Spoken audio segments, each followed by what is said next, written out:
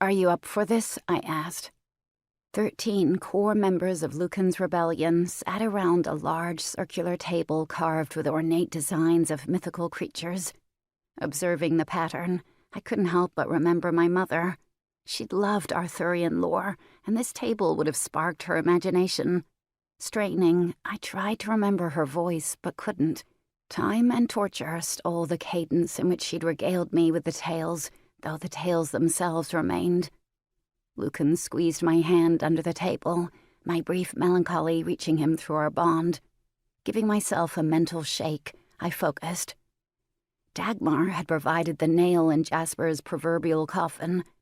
Documents from Alistair's study proved the current Dragonhead had colluded with Marhouse, a rogue vampire hell-bent on creating a world where vampires ruled and everyone else was food. In a fit of genius I wouldn't have expected from Alistair, he had recorded any meetings he'd facilitated between the pair. We dealt with Marhouse and Alistair. They couldn't hurt anyone anymore.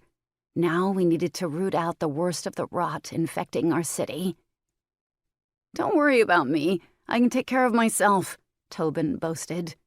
His smug confidence irritated me, like nettles against my skin. I thought his near brush with death had mellowed him, but for the last few weeks his old personality crept back to the forefront. I couldn't say I was a fan of the cockier, mouthier version of the Dragon Enforcer. Jasper's been one step ahead of us since the beginning. He's deranged enough to offer children up for the slaughter. Don't assume this isn't a trap, I barked. It would be suicide to forget how cunning a snake the current leader of the Draco's tribe was. The asshole also wasn't above using the children of those who stood against him as fodder. Beth, the daughter of a clerk working at the Hall of Justice, had linked her abduction to a time when her father was asking too many questions.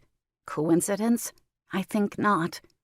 "Of course she's worried," Brooke sneered, her arms crossed and a scowl dominating her face. My dear sister didn't care if the Enforcer came back from his mission alive, but she refused to abandon our family's founding principles. "You're planning to walk right into the Devil's Den with no one to watch your back. That's not how Greens do things." "It's not just your life on the line, Tobin," Lucan said, his tone serious. "Jasper will find out about our coup, and we can't let that happen. Our only chance is to catch him off guard." Tobin waved a hand. "It will be fine. You worry too much.